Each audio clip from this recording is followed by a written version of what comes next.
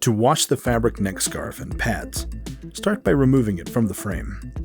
Simply grab the bottom of the mask, then pry the fabric off with your thumbs. You can then easily remove it from the rest of the frame. Once the scarf is off, pull the pads from the inside of the dome.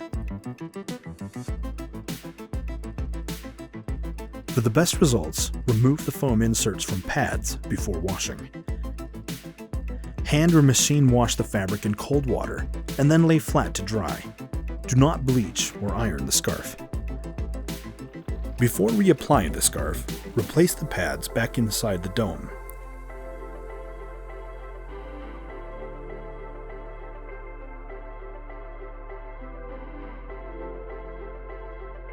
To apply the scarf, start either at the top or bottom end, and then gently work it on around to the other side.